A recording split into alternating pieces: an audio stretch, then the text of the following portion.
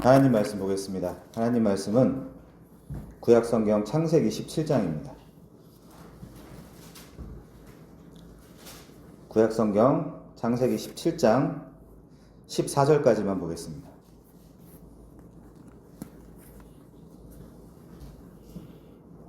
제가 봉독해 드리겠습니다. 창세기 17장입니다. 아브람이 99세 때에 여호와께서 아브람에게 나타나서 그에게 이르시되 나는 전능한 하나님이라. 너는 내 앞에서 행하여 완전하라. 내가 내 언약을 나와 너 사이에 두어 너를 크게 번성하게 하리라 하시니 아브람이 엎드렸더니 하나님이 또 그에게 말씀하여 이르시되 보라, 내 언약이 너와 함께 있으니 너는 여러 민족의 아버지가 될지라. 이제 후로는 내 이름을 아브람이라 하지 아니하고 아브라함이라 하리니 이는 내가 너를 여러 민족의 아버지가 되게 함이니라. 내가 너로 심히 번성하게 하리니 내가 내게서 민족들이 나게 하며 왕들이 내게로부터 나오리라. 내가 내 언약을 나와 너 및 내 대대 후손 사이에 세워서 영원한 언약을 삼고 너와 내 후손의 하나님이 되리라. 내가 너와 내 후손에게 내가 거류하는 이 땅 곧 가나안 온 땅을 주어 영원한 기업이 되게 하고 나는 그들의 하나님이 되리라. 하나님이 또 아브라함에게 이르시되 그런즉 너는 내 언약을 지키고 내 후손도 대대로 지키라.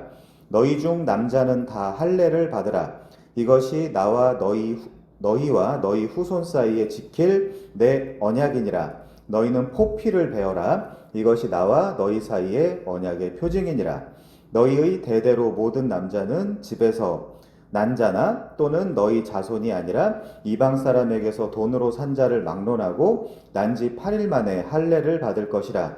너희 집에서 난 자든지 너희 돈으로 산 자든지 할례를 받아야 하리니 이에 내 언약이 너희 살에 있어 영원한 언약이 되려니와 할례를 받지 아니한 남자 곧 그 포피를 베지 아니한 자는 백성 중에서 끊어지리니 그가 내 언약을 배반하였음이니라. 아멘. 자, 우리가 족장사를 다루고 있습니다. 지금 족장 이야기 네 번째 시간이에요. 우리가 지난 시간에는 그 15장을 살펴봤습니다. 15장의 내용이 뭐였죠? 하나님이 홀로 성취하신다라고 선언하신 횃불 언약을 우리가 나눴습니다. 물론 그때 그걸 나눴지만 16장은 살펴보지 않았어요. 그 이유는 족장 이야기 중에 잘 알려진 본문들을 골라서 다루고 있기 때문에 그렇습니다. 족장사를 지금 간략히 살펴보고 있는 거거든요. 자, 지난 시간은 15장이었고 오늘은 17장을 살펴볼 차례입니다. 자, 그럼 그 중간의 이야기를 제가 잠깐 해야 될 것 같아요. 그 중간에는 무슨 일이 있었냐면 아브람과 사레가 이 하나님의 약속을 인간적인 방식으로 이루고자 하거든요. 인간적인 방식으로. 자, 그 약속은 사실은 이거였습니다. 우리 창세기 15장 4절 5절 한번 보겠습니다. 여호와의 말씀이 그에게 임하여 이르시되 그 사람이 네 상속자가 아니라 네 몸에서 날짜가 네 상속자가 되리라 하시고 그를 이끌고 밖으로 나가 이르시되 하늘을 우러러 무뼈를 셀 수 있나 보라. 또 그에게 이르시되 네 자손이 이와 같으리라. 자, 한마디로 약속의 땅과 함께 약속의 자손을 주시겠다라는 것이 하나님이 아브라함한테 해주신 약속 언약인데 그것이 네 몸, 네 생식기에서 날짜로 자를 통해서 주겠다는 거였어요. 그리고 아브라함은 그 언약 속에 담긴 진정한 약속의 후사인 메시아에 대해서 15장에서 사실은 바라봤죠. 그렇지만 현실로 돌아와서 이 아브라함의 현실로 돌아와서 아브라함과 사레는 아주 인간적인 방법으로 이 언약을 이루고자 했습니다. 그게 16장의 내용이에요. 자, 약속의 자녀를 첩인 하갈을 통해 출산하려고 했던 것이죠. 그렇지만 하나님은 아브라함과 사레를 통해서 출산한 아이인 그 이삭을 통해 이 구속사의 톨레도트 그 족보를 이루겠다라고 선언을 하셨습니다. 그래서 창세기 12장 17절에 보시면 여호와께서 아브라함의 아내 사레의 일로 바로와 그 집에 큰 재앙을 내리신 거예요. 자, 이때는 우리 16장 3절에 보시면 아브라함이 가나안에 거주한 지 10년째이고 16절에 보면 아브라함 나이가 86세일 때였습니다. 그리고 아내 사레와의 나이 차이는 아브라함과 사레와의 나이 차이는 10살, 10년 차이기 때문에 아내는 76살이라고 우리가 생각할 수 있겠죠.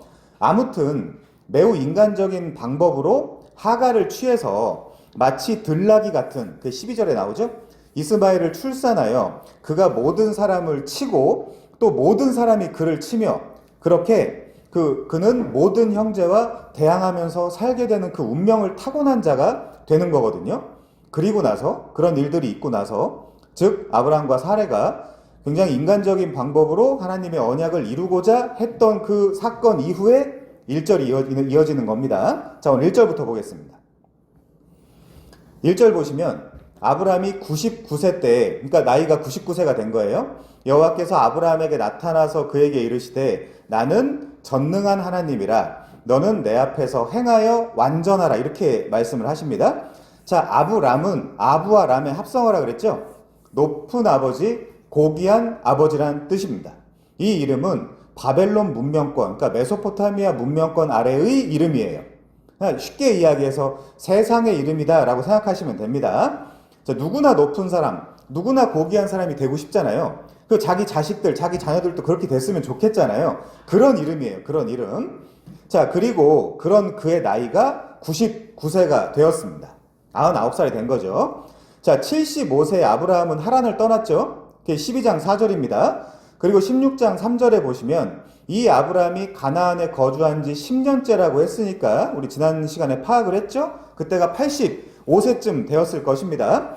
또 바로 그때 첩인 하갈을 얻었고 16장 3절에 보면 하갈이 최소 어쨌든 한 10개월 전후는 있어야 이스마엘을 출산할 수 있었으니까 그때 당시 아브라함의 나이는 86세가 됐겠죠. 자, 그 이야기도 물론 16장 16절에 나옵니다. 16장 16절에 보시면 이렇게 나오죠.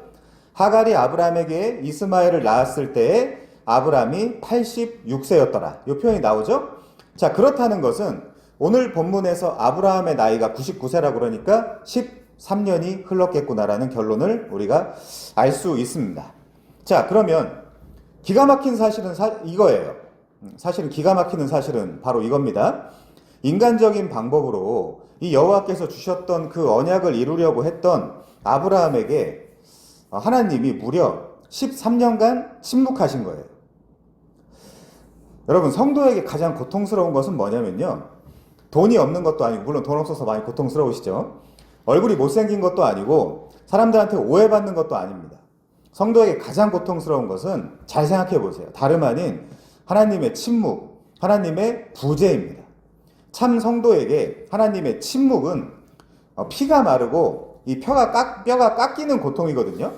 성도에게 세상에서 제일 힘든 시간은 성경도 보고 내가 기도도 하고 소위 주일이라고 하는 날에 예배도 하지만 정작 예배의 대상이신, 그리고 나의 교제의 대상이신 하나님과 사실상 아무런 교통이 없는 상태입니다. 그래서 교회를 다닐 수도 없고 안 다닐 수도 없고 목사의 멱살을 잡을 수도 없고 안 잡을 수도 없는, 근데 목사의 멱살을 왜 잡죠? 자, 그런 상태가 사실은 제일 고통스러운 그 성도의 상황인 거죠. 자, 성도는 마치 유추프라카치아라는 꽃처럼 그 하나님의 사랑과 그의 은혜가 늘 부어져야 되거든요. 그렇지 않으면 진짜 유추프라카치아처럼 그냥 죽어가는 거예요. 그럴 수밖에 없습니다. 이 말이 무엇인지를 모른다면 사실 성도일 수가 없죠. 신앙생활을 교리나 외우고 교회의 몇 가지 규칙이나 따르는 그런 정도로 만족하고 있다면 그는 성도일 수 없습니다. 자, 교회 다니면서 교회 규율, 예배 이런 것들을 이런 것들을 그냥 형식적으로 해나가는 것은 사실은 신앙생활이 아니에요. 신앙생활은 구원받은 성도가 날마다, 아니 매 순간 하나님과 동행하는 삶이죠. 근데 그게 없었던 거예요. 몇 년 동안요? 13년 동안. 그러니까 자기는 그렇게 인식할 수 있죠. 내가 큰 잘못을 했나 보다. 그러니까 더 고통스러운 거예요, 아브라함은. 자, 아무튼 아브라함은 15장 6절 보시면 여호와를 믿었고요. 실제 그 여호와께서는 그것을 그의 의로 여겨주셨어요. 물론 히필 동사라고 했어요. 사역 동사. 그래서 여호와께서 그걸 믿게 도와주셨다라는 문법을 가지고 있다라고 했습니다. 자, 그렇지만 하나님은 지금 아브라함의 이 관계 속에서 하나님이라고 침묵하고 싶으셨을까요? 전혀 그렇지 않죠. 성경 전체의 그 하나님의 성품과 속성을 보면 전혀 그렇지 않습니다. 그러면 하나님은 지금 아브라함과의 관계 속에서 어떤 분명한 의도를 가지고 침묵하시는 거예요. 기록되어 있진 않지만 하나님이 침묵하셨지만 그 아브라함은 그 사실을 깨닫지도 못하거나 가볍게 여기다가 갑자기 하나님이 나타나서 하나님 나타났나 보다 이럴 수는 없습니다. 이거는 말이 안 돼요. 그것은 기독교가 아닙니다. 자, 본문은 실수로 하갈을 통해 이스마엘을 출산하고 13년 후라고 되어 있는데, 그렇다면 13년간이나 이어진 하나님의 침묵에 성도가 아무렇지도 않았다. 이건 말이 안 되는 거죠. 자, 분명히 말씀드립니다. 성도를 향한 하나님의 침묵은 반드시 의도와 목적이 있습니다. 여러분도 만약에 여러분도 이 15장 6절의 그 고백처럼 내가 실제 하나님을 믿었고 칭의를 받았는데 지금 하나님의 침묵이 이어진다. 그 하나님이랑 씨름해야지 목사 멱살 잡을 일이 아니에요. 그건 여러분들이 알아서 하나님과 씨름을 해 나가셔야 합니다. 그리고 그 비밀을 직접 찾으셔야 돼요.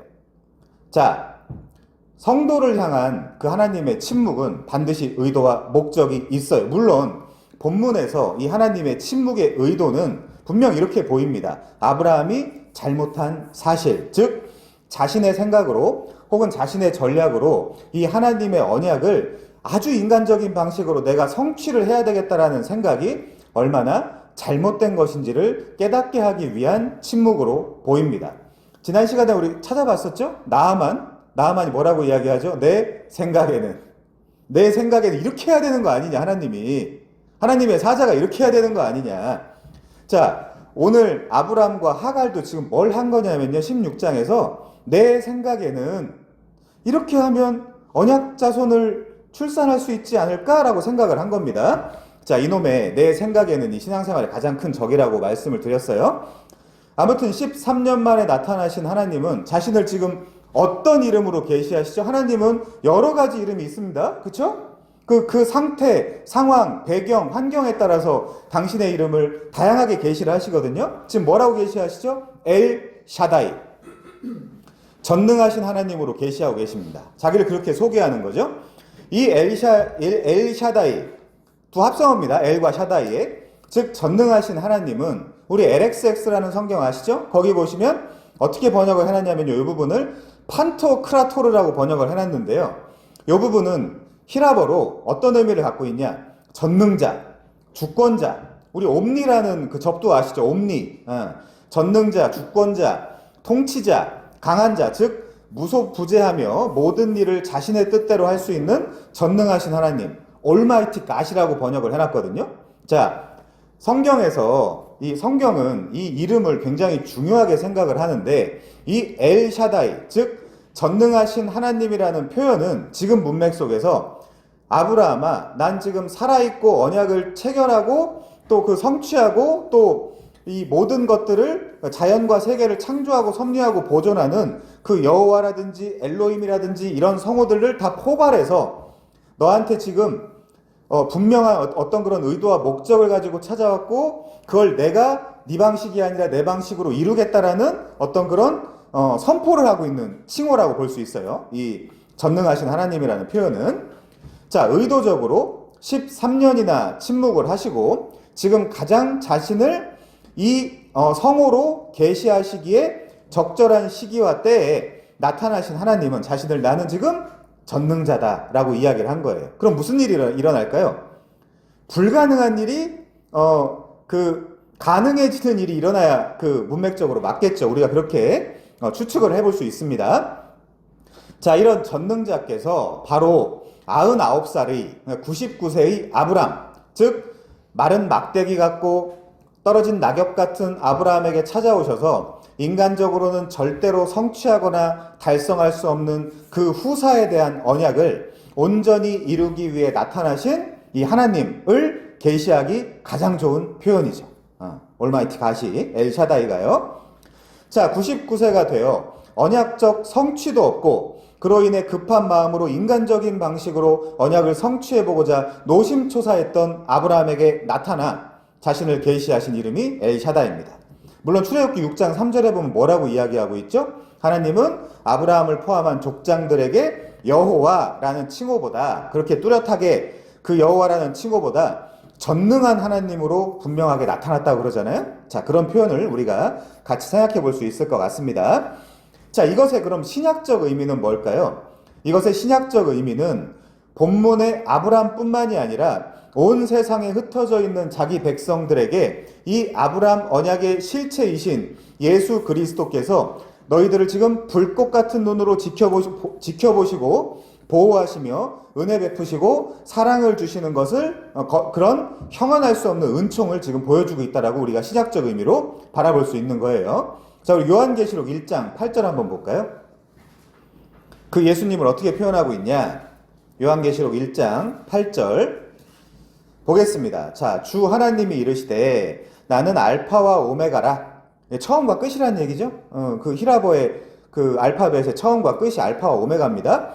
자, 이제도 있었고 전에도 있었고 장차 올 자요 전능한 자. 요게 이제 아까 제가 소개해드렸던 그 판토크라토르라는 단어거든요. 요거를 이제 히브리어로 바꾸면 엘샤다이가 되는 겁니다. 자, 주 하나님이 이르시되 나는 알파와 오메가라. 이제도 있고 전에도 있었고 장차 올 자요 전능한 자라 하시더라. 그러면 자, 아브라함과 문맥 속에서 어떤 일이 일어나겠어요? 그 다음에 어떤 일이 일어나겠어요? 자, 이 샤다드라는 동사에서 온 샤다이라는 명사인데, 자, 제가 지금 의도적으로 여러분께 질문을 했습니다. 본문과 연결하여 이렇게 소개하시고 곧바로 그 바로 밑에 11절 이하부터 보시면 에베소라든지 서머나 버가모, 두아디라, 사대, 빌라델피아, 라오디게아 같은 교회들, 이런 교회들에게 칭찬도 하시고요, 책망도 하시는 거예요. 마치 아브라함한테 하신 것처럼. 자, 이게 지금 7개의 교회거든요. 당시 7개의 지역교회는 그 지역교회로만 그냥 한정해야 되는 것이 아니라 이 7교회를 통해 우주적이고 보편적인 모든 교회에게 칭찬할 것은 칭찬하고, 그렇죠? 책망할 것은 책망하는 이 전체 교회의 주인, 진정한 온 교회의 진짜 담임 목사 주 예수 그리스도를 소개하는 거죠. 우리 13절 한번 보겠습니다. 13절. 그분은 이렇게 표현되고 있네요.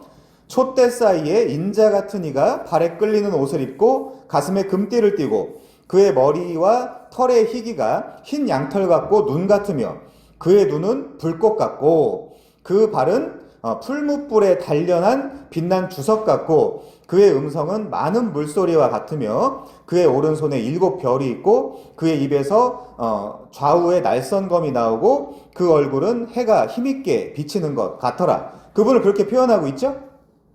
자, 마찬가지입니다. 엘샤다이, 즉 전능하신 하나님께서 이 17장까지 신앙생활 한다라고 처음에 11장 후반부에서 부름 받잖아요? 그거 지금 17장까지 온 건데, 이 17장까지 신앙생활을 한다고 살아온 아브라함에게 이제 처음, 그쵸? 17장에서 처음 책망하는 모습이 보여져요. 그러니까 고칠 건 고쳐야 된다는 거죠. 그러니까 더 깊게 그의 삶에 인벌브 하는 거예요, 말하자면. 자, 그래서 이 전능한 하나님은 내 앞에서 완전하라라고 요구하고 계신 거예요. 완전해라. 이게 탐임이거든요. 많이 들어보셨죠? 탐임. 완전하라고 요구를 하고 계십니다. 자, 15장 6절에서 믿음으로 칭의를 받은 아브람에게 하나님은 자, 이제 믿음으로 의롭다함을 받았으니까 너의 신분이 그렇게 되었으니까 점점 더 성화의 삶을 살라고 요구하고 계신 것입니다. 그것이 오늘 본문의 문맥 속에서는 물론 내가 너에게 자손의 그 언약을 주었는데 그 언약을 너는 왜 네 첩을 통해 이루려고 했느냐? 왜 아주 그런 인간적인 방법으로 그 언약을 성취하려고 했느냐? 믿음으로 칭의를 받았지만 칭의된 자의 합당한 그 신앙과 신앙의 행위, 신앙의 삶은 아직은 나오지 않고 있구나. 내가 그걸 고쳐야 되겠다 라고 말씀하시는 거예요. 성화의 주도권은 누구한테 있는 거죠? 하나님한테 있는 겁니다. 성화는 돛 닦는 게 아니에요. 우리가 애쓰고 힘써가지고 그분이 요구하시는 그 위치까지 달려가는 게 아니에요.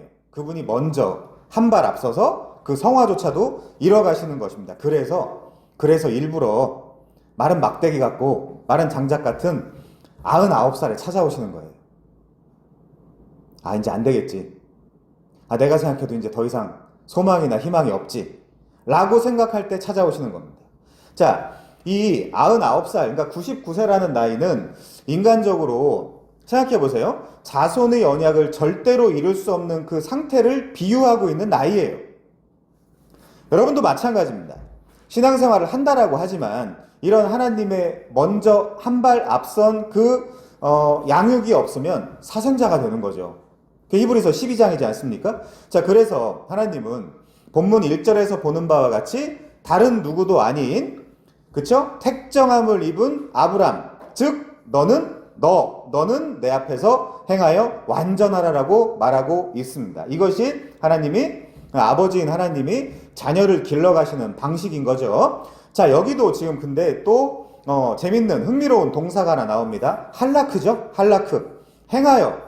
요 행하여라는 단어가 할라크를 번역한 건데요. 요 할라크는 걸어가다. 그쵸?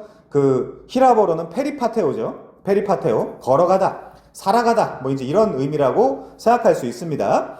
요게 이제 제귀형 2인칭 남성 단수 명령형이에요. 자, 여기 이제 히트 할레크라고 되어 있는데 이 히트 할레크는 뭐냐면 특정하여, 그쵸? 특정하여 네가 이 길을 걸어가야 된다는 거예요. 2인칭 남성 단수. 누구한테 이야기하는 거예요, 그러면? 아브라함 너. 이거랑 똑같이 각 개인 하나님의 자녀들한테 하나님이 찾아오셔서 네가 걸어가야 돼. 네가 걸어가야 된다고. 이렇게 말씀하시는 거예요. 그러니까 말하자면 한 명도 여기서 빠질 수가 없죠. 한 명도 빠질 수가 없는 거예요. 자, 이것은 아브라함이 하나님 앞에서, 하나님의 얼굴 앞에서 완전하게 걸어가라는 의미예요. 말하자면 17장에 와서 드디어 혼내시는 하나님을 볼 수 있는 거죠. 자, 그 전까지는 분명히 아내를 팔아먹어도 바로를 혼냈어요. 그쵸? 애굽으로 배고파서 도망가도 용납을 해주셨어요. 아무 말씀 안 하셨습니다. 물론 기록된 바에 의하면, 기록되지 않은 이면에 어떤 내용이 있었는지 우리는 알 수 없지만, 자, 그런데 약속의 자손을 인간적인 방법으로 출산하고자 하는 아브라함을 지금 본문에 아브라함의 신앙 여정 속에서 처음 혼내시는 거예요. 여러분들도 하나님이 혼내시면 그냥 달게 받으면 돼요. 네. 자, 이 징계가 없으면, 이 징계가 마지막 날까지 없으면 자녀, 아들이 아닌 거죠. 자, 그러면 어떤 길을 걸어가야 하나? 1절에 쓰인 너는 내 앞에 행하여 완전하라 라는 말은 온전한 그 길을 걸어가라는 뜻입니다. 여기 완전하라는 단어가 바로 타밈이에요. 우림과 둠밈 있죠? 둠밈이 타밈이에요, 말하자면. 자, 그러면 외흐의 타밈이라는 표현은 그리고 너는 완전하라는 뜻이에요. 각 개인에게. 나는 아니겠지. 그거 아닙니다. 그만큼 말하자면 아까 우리가 불꽃 같은 예수님의 눈으로 지켜보고 있다는 표현을 봤잖아요. 자, 그겁니다. 말하자면. 자, 우리 창세기 6장 9절 한번 볼까요? 창세기 6장 9절. 거기 똑같은 표현이 두 개나 나오거든요. 그걸 통해서 더 분명하게 우리가 이해할 수 있겠죠. 자, 창세기 6장 9절에 보시면 이것이 노아의 족본이라. 노아는 의인이요 당대의 완전한 자라. 그가 하나님과 동행하였으며 이 표현이 나와요. 여기 완전한 자, 여기 이 표현이 타밈입니다. 여호와 동행했다는 게 할라크예요. 페리파테오입니다. 그게. 자, 여기 노아는 당대의 완전한 자, 그리고 하나님과 동행하였다. 근데 우리가 좀 문맥적으로 봐야 되잖아요. 자, 바로 윗절, 그러니까 5절부터 8절을 한번 물 흐르듯이 읽어볼게요. 5절부터 봅니다. 여호와께서 사람의 죄악이 세상에 가득함과 그의 마음으로 생각하는 모든 계획이 항상 악할 뿐임을 보시고 땅 위에 사람 지으셨음을 한탄하사 마음에 근심하시고 이르시되 내가 창조한 사람을 내가 지면에서 쓸어버리되 사람으로부터 가축과 기는 것과 공중의 새까지 그리하리니 이는 내가 그것들을 지었음을 한탄함이니라 하시니라. 그러나 노아는 은혜를 입었더라. 이것 때문에 완전해진 거고 동행할 수 있게 되는 거거든요. 문맥적으로. 자, 종합하면 하나님의 백성들은 누구나 전부 다 완전해야 되고 순전해야 됩니다. 그렇게 하기 위해서 때리는 거예요. 그게 히브리서 12장이에요. 이 양육이 없으면 너네 사생자지. 어떻게 내 아들일 수 있겠냐. 내가 두 눈 시뻘겋게 뜨고 있는데 어떻게 네가 나쁜 길로 계속 흘러가고 또 흘러가고 또 흘러가는데 내가 그냥 가만히 있어? 만약 그렇다면 너는 내 자식이 아니지. 라고 먼저 말씀을 하시는 거거든요. 자, 그렇지만 이 누구나 완전해야 되고 순전해야지만 그런 일은 이 전적 타락한 상태에서 아무도 그것을 이룰 수 없죠. 그건 분명한 사실입니다. 그래서 하나님은 완전한 자가 되고 하나님과 동행하는 자가 되게 하기 위해 그러나 노아는 이라는 은혜를 주시는 거예요. 물론 본문 아브라함에게도 마찬가지죠. 아브라함이 저 구원해 주세요, 저를 족장으로 삼아 주세요, 저를 가나안 땅으로 보내주세요 라고 한 적이 없죠. 아브라함에게도 그러나의 은혜를 주시는 것입니다. 자, 그러니까 창조 당시부터 아담의 타락, 그리고 인류의 부패로 인해 노아 시대 그 당시에 대홍수의 발발 이후 여호와의 이름을 부르는 자들은 급격하게 다 사라져 버렸고, 메소포타미아 바벨론 지역에서 우상이나 섬기고 살던 아브라함에게 너는 내 앞에서 행하여 완전한 자로 만들기 위해서 노아와 동일하게 그러나의 은혜를 주신 것입니다. 그리고 그것이 지금 시대까지 연결되는 거예요. 그걸 프로비던스, 하나님의 섭리라고 이야기를 하는 것입니다. 자, 창세전 언약도 마찬가지죠. 선택이, 그러니까 하나님의 선택이 먼저고 그 실행이 나중이죠. 그래서 우리 그 교회에서는 그 decree in eternity, execution in time, 그쵸? 창세전에 작정하시고 이 시간 속에서 실행하셨다, 그런 표현을 쓰잖아요. 자, 에베소서 1장 3절에 보시면 이렇게 나와 있습니다. 찬송하리로다 하나님 곧 우리 주 예수 그리스도의 아버지께서 그리스도 안에서 하늘에 속한 신령한 복을 우리에게 주시되, 언제요? 곧 창세전에 그리스도 안에서 우리를 택하사 우리로 사랑 안에서 그 앞에서 거룩하고 흠이 없게 하시려고 그 기쁘신 뜻대로 우리를 예정하사 예수 그리스도로 말미암아 자기의 아들들이 되게 하셨으니 이는 그가 사랑하시는 자 안에서 우리에게 거저 주시는 바 그의 은혜의 영광을 찬송하게 하기 위한 것이다. 그겁니다. 그 순서예요.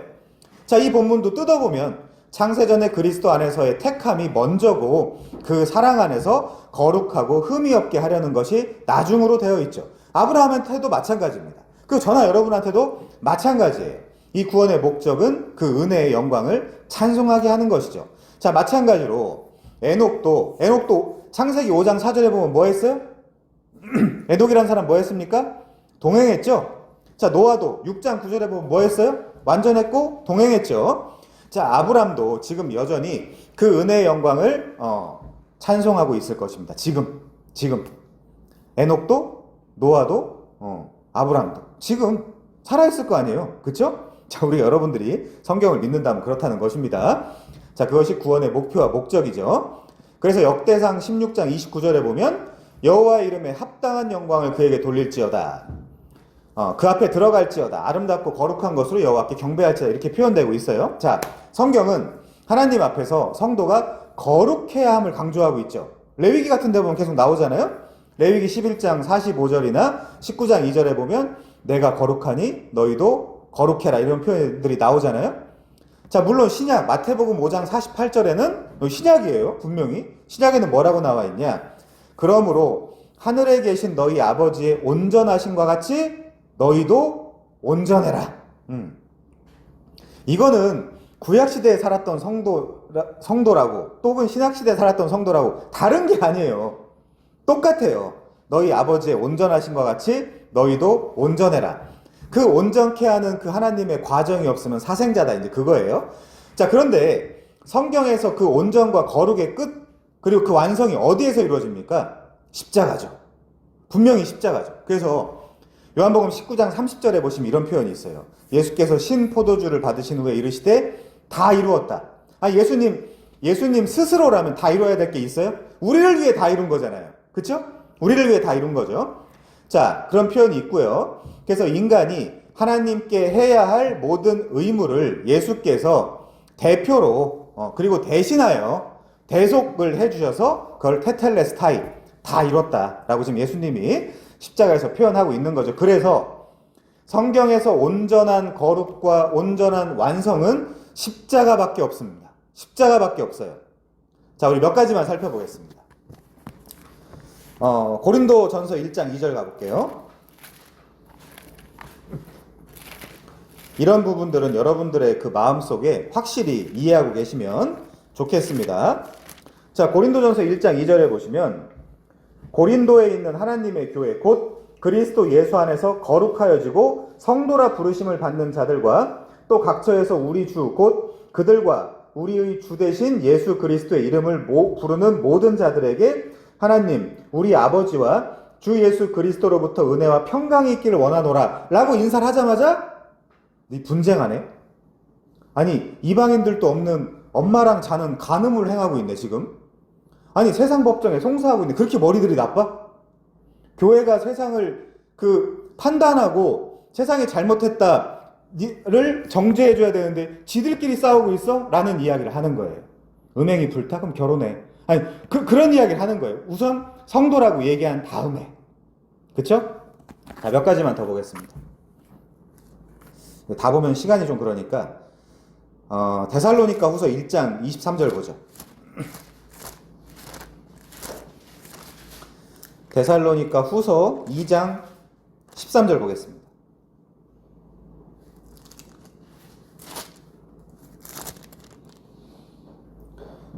여기 이런 표현 있죠. 주께서 사랑하시는 형제들아, 우리가 항상 너희에 관하여 마땅히 하나님께 감사할 것은 하나님이 처음부터 너희를 택하사 성령의 거룩하게 하심과 진리를 믿음으로 구원을 받게 하심이니 이를 위하여 우리의 복음으로 너희를 부르사 우리 주 예수 그리스도의 영광을 얻게 하려 하심이라. 자, 디모데후서 1장 8절도 볼게요. 디모데후서 1장 8절 9절 보겠습니다. 하나님이 우리를 구원하사 거룩하신 소명으로 부르심은 우리의 행위대로 하심이 아니요 오직 자기의 뜻과 영원 전부터 그리스도 예수 안에서 우리에게 주신 은혜대로 하심이라. 다 십자가를 이야기하고 있는 본문들이죠. 자, 또 보겠습니다. 히브리서 3장 1절. 이런 본문들은 외우시는 게 좋습니다. 히브리서 3장 1절. 그러므로 함께 하늘의 부르심을 받은 거룩한 형제들아. 하늘에서 콜링 받으면 그게 거룩한 형제가 되는 거예요. 거룩한 형제가. 자, 히브리서 10장 10절이요. 이 뜻을 따라 예수 그리스도의 몸을 단번에 들이심으로 말미암아 우리가 거룩함을 얻었노라. 13장 12절입니다. 13장 12절. 그러므로 예수도 자기 피로써 백성을 거룩하게 하려고 성문 밖에서 고난을 받으셨느니라.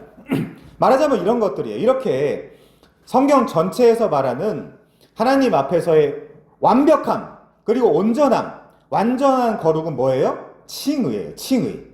그쵸? 자, 그리고 이 칭의로부터 성도의 점차적으로 온전하고 거룩한 행위와 행실이 또 나타나게 되어 있는 것이죠. 그걸 성화라고 하는 거고요. 그리고 그런 그가 마지막에 영화의 자리까지 나아가게 되는 것이죠. 자, 2절 보겠습니다. 내가 내 언약을 나와 너 사이에 두어 너를 크게 번성하게 하리라 하시니. 자, 이 어구를 직역하면요, 내가 나의 언약을 나와 너 사이에 둘 것이라는 뜻입니다. 여기서 언약을 베리트라고 하지 않고 베리티라고 기록이 되어 있거든요. 이 말은 뭐냐면요, 내 언약이라는 거예요. 내 언약. 내 언약. 누구 언약이에요? 하나님의 언약. 자, 이거는 말 그대로 이 언약의 주도권 자체가 하나님께 있다는 거죠. 이 아이디어도 하나님께서 나온 거예요. 이것을 편무 언약이라고 합니다. 전문용어로 편무 언약. 자, 그러나 오늘 본문에서 아직 거기까지 안 갔지만 할례를 명하시는 것처럼 특별히 구약에서는 하나님이 주도하여 언약을 맺으시지만 그에 대한 의무 조항이 인간에게 따라오고 그것은 조건적으로 그려지는 경우가 구약에서는 많이 나타납니다. 자, 그렇지만 그 구약에서의 그 조건적인 언약의 결과는 파멸과 심판이죠. 자, 호세아 8장 1절 보겠습니다. 그 언약 때문에 어떤 일들이 벌어지냐. 호세아 8장 1절에 보시면요, 이렇게 나와 있네요. 나팔을 네 입에 댈지어다. 원수가 독수리처럼 여호와의 집에 덮치리니. 이 집은 그냥 집, 그런 게 아니에요. 성전을 이야기하는 겁니다. 이는 그들이 내 언약을 어기며 내 율법을 범함이로다. 그러면 언약을 어기고 율법을 범하면 어떻게 되는 거예요? 여호와의 집, 성전이 파괴되는구나. 자, 그렇게 읽을 수 있는 겁니다. 그들이 장차 내게 부르짖기를 나의 하나님이여 우리 이스라엘이 주를 아나이다 하리라. 이스라엘이 이미 선을 버렸으니 원수가 그를 따를 것이라. 그들이 왕들을 세웠으나 내게서 난 것이 아니며 그들이 지도자들을 세웠으나 내가 모르는 바이며 그들이 또 은금으로 자기를 위하여 우상을 만들었나니 결국은 파괴되고 말리라. 자, 그래서 구약에서 하나님은 선지자 에스겔이라거나 예레미야를 통해서 새 언약이라던가 메리트 올람, 영원한 언약을 또 주실 수밖에 없어요. 또 주실 수밖에 없어요. 그리고 구약에서 점차적으로 계시된 메시아 언약은 예수님을 통해서 진짜 새로운 언약, 누가복음 22장에 나오잖아요. 내가 이 잔으로 새 언약을 맺으리라. 그 새로운 언약으로 이스라엘에게만 국한된 것이 아니라 온 민족 그리고 모든 열방, 모든 세계로 적용이 되는 거죠. 그 언약의 출발점이 누구의 언약이에요? 아브라함 언약이에요. 아브라함의 언약. 그게 복음이죠, 말하자면. 자, 그래서 본문에서 보는 바와 같이 너와 네 민족이 크게 번성하게 될 것이다라는 것이 이루어지게 되는 것이죠. 언젠가. 히브리서 6장 한번 가볼까요? 히브리서 6장 13절. 자, 히브리서 6장 13절 보시면 이렇게 나와 있습니다. 하나님이 아브라함에게 약속하실 때에 가리켜 맹세할 자가 자기보다 더 큰 이가 없으므로 자기를 가리켜 맹세하여 이르시되 내가 반드시 너에게 복주고 복주며 너를 번성하게 하고 번성하게 하리라 하셨더니 그가 이같이 오래 참아 약속을 받았느니라. 이 약속을 처음 줄 때 아브라함은 잘 모르겠죠. 그게 진짜 이루어지기나 할까 그런 의심이 있을 수도 있겠죠. 자, 근데 그게 계속 반복되고 신앙생활을 해나가고 하나님에 대한 경험이 누적되고 축적되면 뭐까지 할 수 있는 거예요? 모리아산까지 갈 수 있는 거예요. 모리아산은 한 다다음 주 정도에 한번 살펴보겠습니다. 자, 그래서 무려 의도적으로 지금 13년간이나 하나님의 침묵이 이어진 것입니다. 인내하고 반성하고 깨달고 숙고하라고. 한번 살아봐. 나 없이 네가 어떻게 살 수 있나 한번 살아봐. 말하자면 그거예요.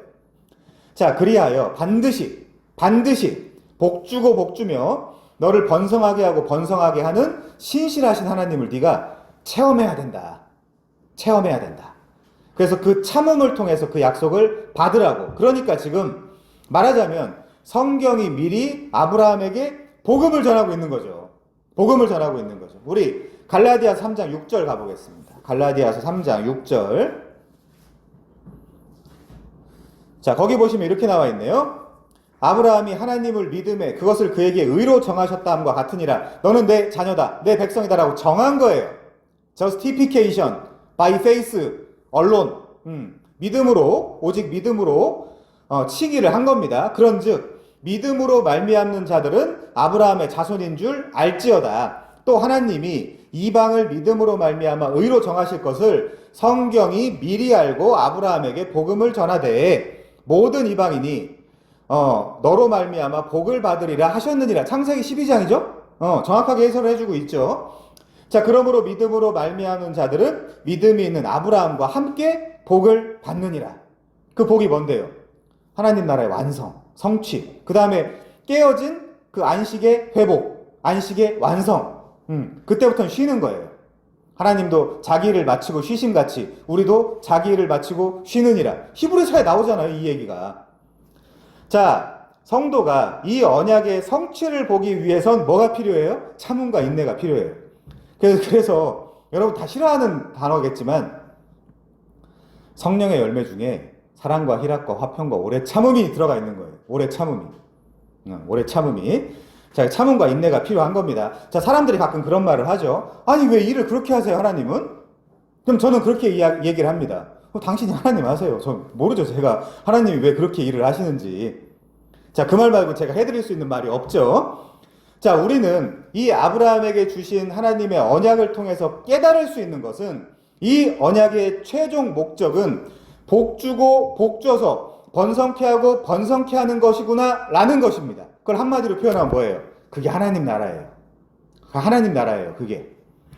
자, 제가 요즘은 이상한 목회 스타일을 하고 있어서 안 하지만 옛날에 신방을 위해서 사람들의 집이나 사업장에 가보면 아무 문맥적 고려 없이, 그러니까 고민이 없이 성도가 어떻게 고민이 없을 수 있겠어요? 그 고민하라라고 하나님이 침묵하시고 부재하신다니까요.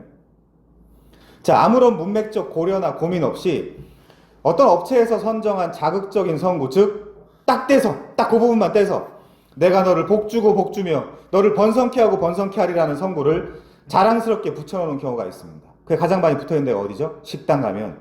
지금도 식당 가면 많이 있어요.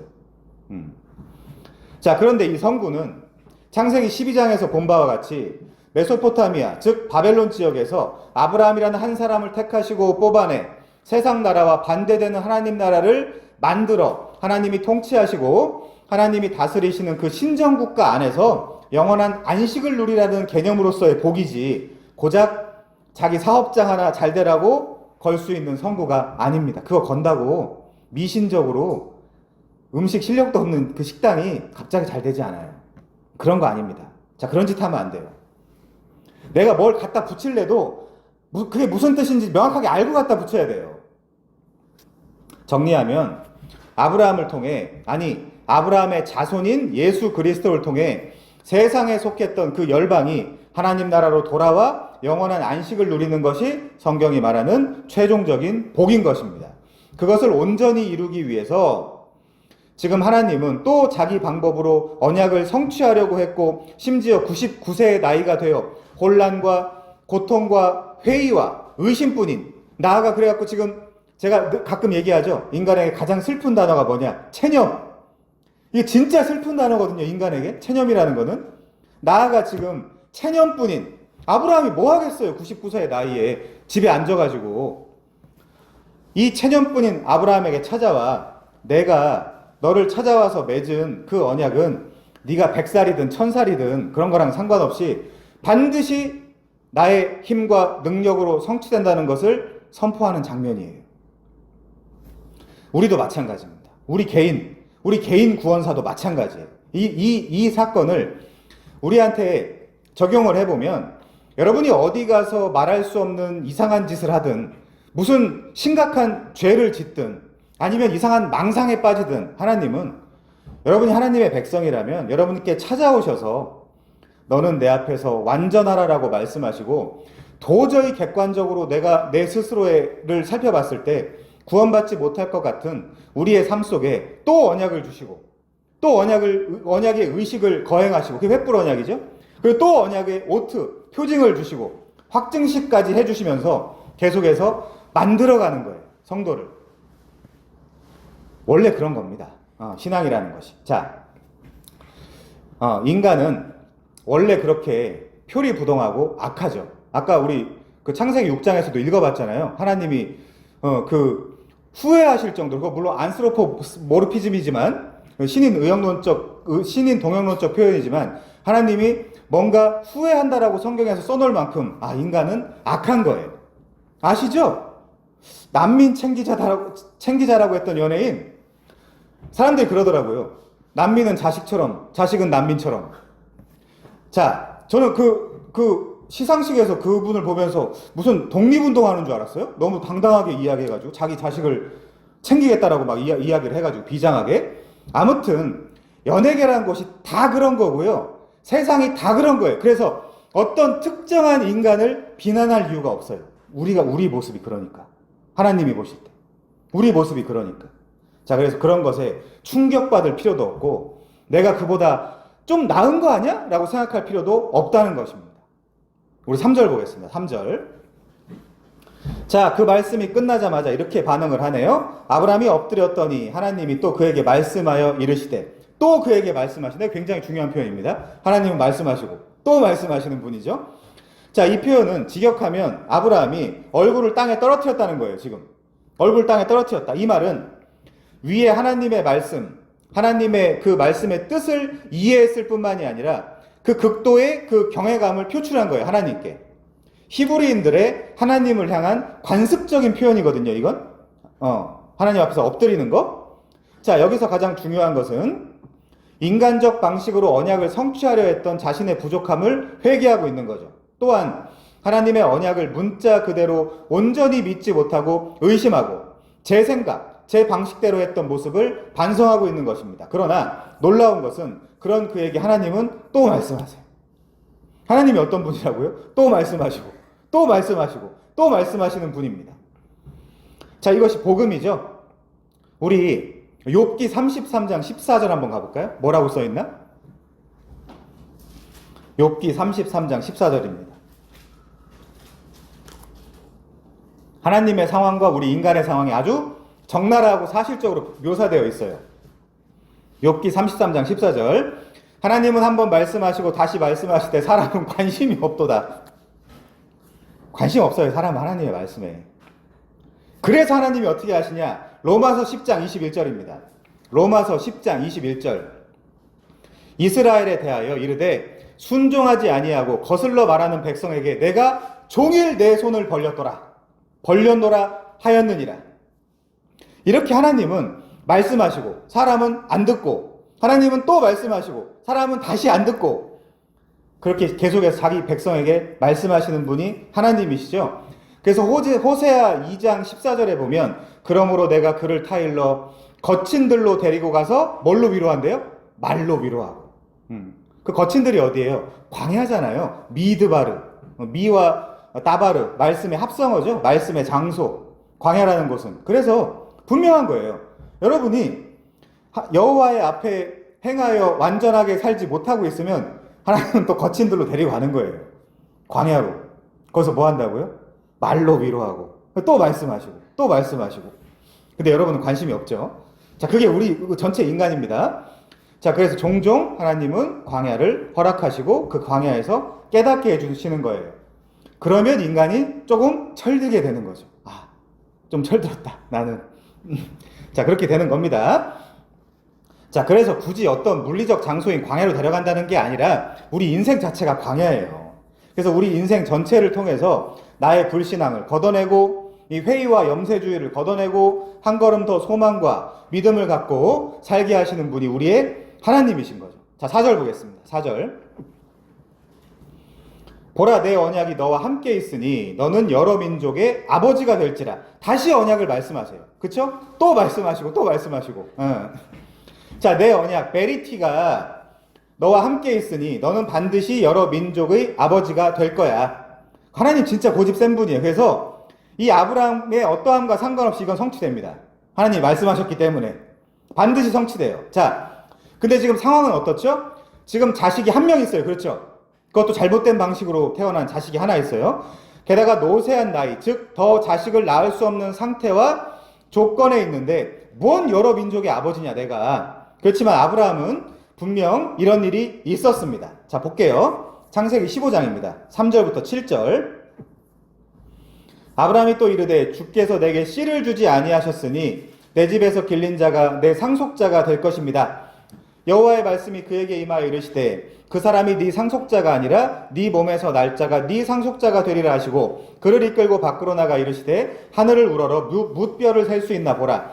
또 그에게 이르시되 네 자손이 이와 같으리라. 아브라함이 여호와를 믿으니, 이런 일이 있었어요. 여호와를 믿으니 여호와께서 이를 그의 의로 여기시고 또 그에게 이르시되 나는 이 땅을 내게 주어 소유로 삼게 하려고 너를 갈대아인의 우르에서 끌어낸 여호와니라. 자, 분명 아브라함이 하나님에 의해서, 히필 동사라 그랬죠? 하나님에 의해서 믿게 된 것은 맞습니다. 그러나 또 아브라함은 우리도 옛날에 믿었잖아요. 옛날에 믿었지만 우리처럼 내 생각에는 이게 좀 더 나은 방법 아닌가? 이렇게 내 생각이 또 발동했고 또 의심했고 회의하고 상심하고 체념하고를 반복하면서 살아갈 때 하나님은 또 찾아오셔서 언약을 재선언하시고 확증하시고 갱신하시고 하는 거예요. 그게 신앙생활입니다. 그게 신앙생활이에요. 자, 5절 보겠습니다. 5절. 이제 후로는 네 이름을 아브람이라 하지 아니하고 아브라함이라 하리니 이는 내가 너를 여러 민족의 아버지가 되게 하려 함이니라. 여기서 이름이 바뀌죠? 히브리어 자음 중에 해라는 게 있거든요. 해라는 게 있는데 이게 히브리어 자음이 상형문자예요. 이 해는 뭐냐면 이 노마드들이 텐트 치고 살 때 이 숨구멍을 상징하는 그 그림이거든요. 그 자음 하나 붙었을 뿐이에요. 아브라함이나 사레나 그 자음 하나 붙은 거예요. 그러니까 사실은 우리가 좀 그 알레고리컬하게 설명을 해보면 숨쉬게 되었다, 살아났다, 이제 이런 의미를 가질 수도 있는 거겠죠. 자, 아브람은 아까 말씀드린 대로 아부와 아버지란 뜻이죠. 람, 높다, 고귀하다, 이제 뭐 그 뜻인데 바뀐 이름인 아브라함은 열국의 아버지, 열방의 아버지란 뜻입니다. 자, 지금 현실적으로 자식 한 명 있죠? 그 13년이 지났지만 더 뭔가 자식이 지금 안 나오고 있는 상황이에요. 이거 어떻게 해야 되지? 어떻게 해야 되지? 하는 그런 상황입니다. 그리고 99세예요. 자, 말하자면 하나님이 활동하시고 움직이시기 가장 좋은 시기라고 생각하시면 돼요. 그러니까 여러분도 원래 그렇거든요. 이 정답이라는 거, 답이라는 게 필요 없는 사람한테는 의미가 없어요. 아니, 저는 제 인생의 가장 중요한 단어는 예수라고 생각하거든요. 저한테는. 근데 밖에다가 이 예수라는 이름을 선언하면 뭐라고 받아들입니까? 발로 차죠? 집어 던지죠? 필요 없는 사람한테는 이거는 아무 의미가 없어요. 자, 그래서 99세를 만드는 거예요. 그때까지 하나님 기다리시는 거예요. 얘가 이제 무슨 얘기를 하나 한번 보자. 자, 인간적이고 현실적으로 아브라함의 몸에서 절대로 더 이상 자식을 낳을 수 있다는 기대를 가질 수 없는 상태입니다. 99세의 나이는요. 자, 자주 말씀드리지만 주변 사람들은 지금 뭐라고 부르냐? 우리는 아브라함 이렇게 부르지만 어이, 열국의 아버지, 어이, 온 세상의 아버지라고 부르는 거랑 마찬가지. 그 뜻이 그거니까. 근데 사람들은 티를 내든 안 내든 저 사람이 날 비웃고 있는 거 아니야? 뭔가 아브라함 혼자는 뭔가 그런 생각을 가질 수도 있겠죠. 내 이름이 열국의 아버지, 열방의 아버지인데 뭔가 그런 소위 말하는 그런 자격지심을 가질 수도 있겠죠. 아니 뭐야 이게 부끄럽게. 통장에 15만 원 정도 있는데 은도 내 것이고 금도 내 것이라고 하는 분이 내 아버지라고, 전지전능하고 모든 것이 다 그분 것인 그분 앞에 나아가 나 오늘 예배하기 위해서 나 지금 교회 나간다고, 내 아버지가 내 삶을 지켜준다고, 하나님 한 번도 나를 실망시킨 적 없다고 노래할 때 같이 교회 안 다니고 같이 신앙 없는 주변 사람들이 여러분한테 뭐라고 할 것 같아요? 그거예요 지금 아브라함이라고 이름 바꿔준 게. 그럼 아브라함은 또 어떤 의무 속에 있는 거죠? 또 신앙으로 살아야 돼요. 그게 참음으로 기다릴지니라예요. 말하자면 복주고 번성케 하고 번성케 하겠다. 그리고 그가 참음으로 그 약속을 받았다. 그거예요. 비웃음을 당할 수밖에 없는 거예요. 이 이름에서부터. 자, 다시 말씀드립니다. 이같이 그는 오래 참아 약속을 받았습니다. 그래서 이 약속은 아브라함의 육체를 따라 태어날 그의 후손들이 무수하게 많아질 거라는 말이에요. 그것이 다른 방도가 아니라 오직 믿음으로 된다는 거죠. 믿음으로. 자, 우리 로마서 4장 가보겠습니다. 로마서 4장 16절에 이렇게 나와 있네요. 그러므로 상속자가 되는 그것이 은혜에 속하기 위하여 믿음으로 되나니 이는 그 약속을 그 모든 후손에게 굳게 하려 하심이라. 율법에 속한 자에게 뿐만이 아니라 유대인 말하는 거예요. 아브라함의 믿음에 속한 자에게도 그러하니 아브라함은 우리 모든 사람의 조상이라. 기록된 바 내가 너를 많은 민족의 조상으로 세웠다 하심과 같으니 그가 믿은 바 뭘 믿었대요? 하나님은 죽은 자를 살리시며 없는 것을 있는 것으로 부르시는 이시니라. 아브라함이 바랄 수 없는 중에 바라고 믿었으니 이는 네 후손이 이같으리라 하신 말씀대로 많은 민족의 조상이 되게 하려 하심이니라. 야곱이 이스라엘로, 요셉이 사브낫 바네아로, 다니엘이 벨드사살로, 시몬이 베드로로 어떤 사건과 계기와 어떤 의미에 의해 이름이 바뀌는 것처럼 아브람도 아브라함으로 이름이 바뀌고 있는 거죠. 우리도 마찬가지입니다. 우리 이름이 뭐죠? 죄인이에요. 죄인. 우리의 이름은 죄인입니다. 저주받을 자, 뭐 이런 거예요. 근데 이런 이름 등에서 뭐라고 바뀌었죠? 왕같은 제사장, 거룩한 나라, 그의 소유가 된 백성으로 계명하게 되었어요.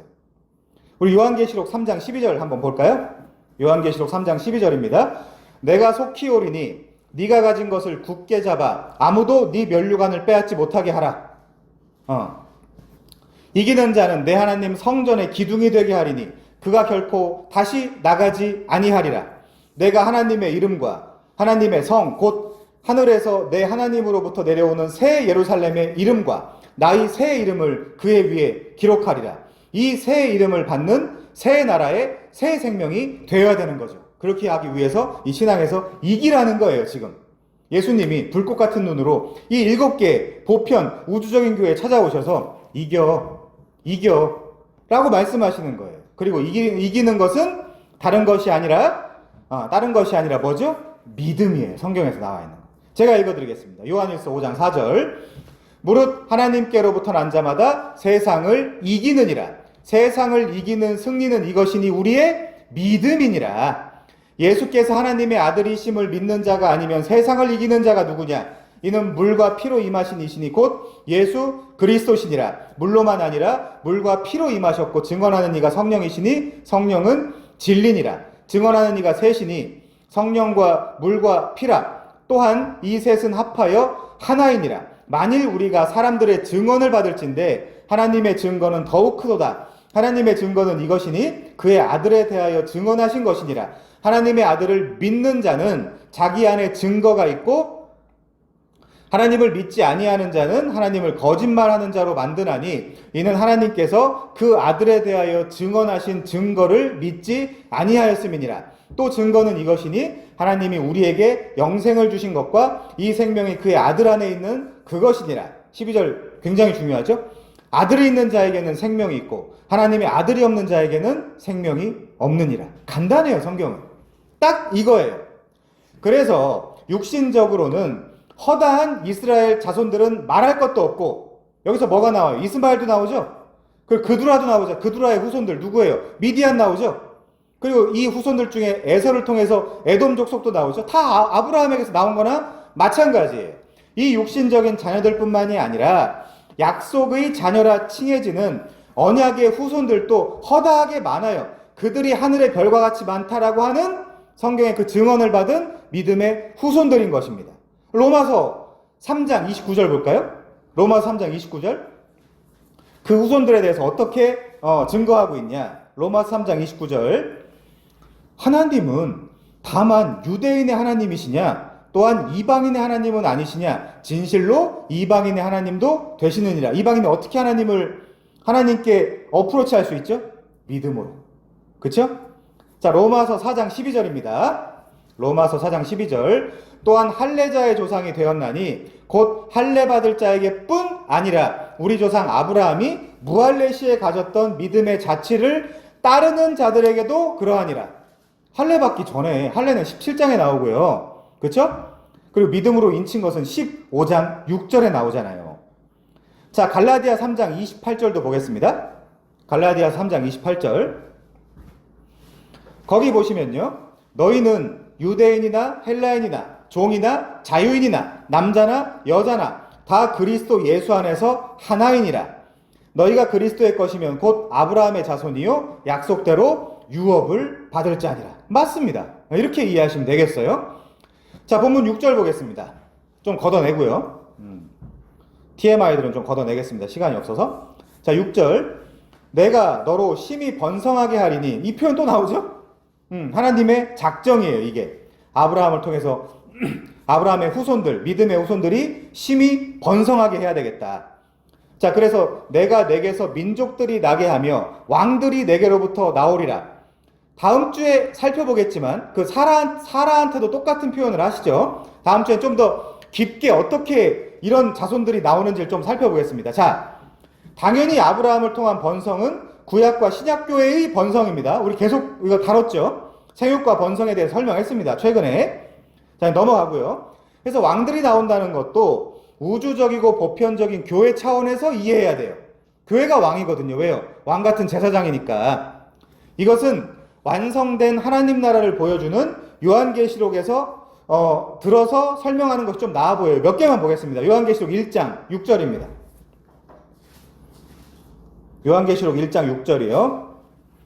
그의 아버지 하나님을 위하여 우리를 나라와 제사장으로 삼으신 그에게 영광과 능력이 세세토록 있기를 원하노라. 아멘. 자, 5장 9절 볼게요. 5장 9절. 우리 계시록도 다 공부할 겁니다. 자, 그들이 새 노래를 불러 이르되 두루마리를 가지시고 인봉을 떼기 합당하시도다. 일찍이 죽임을 당하사 각 족속과 백성과 방언과 백성과 나라 가운데서. 이 표현 나오면 여러분이 뭘 떠올려야 돼요? 창세기 10장 그리고 11장. 그쵸? 자연스럽게 떠올려야 돼요. 거기서 각 족속과 방언과 백성과 나라 가운데서 사람들을 피로 사서 하나님께 드리시고 그들로 우리 하나님 앞에서 나라와 제사장들을 삼으셨으니 그들이 땅에서 왕노릇하리로다. 이 자들이 어디서 나오겠어요? 아브라함과 사라에게서 나온다니까요. 자, 그 나머지 것들은 쭉 한번 읽어보시고요. 요한계시록 6장 9절입니다. 요한계시록 6장 9절.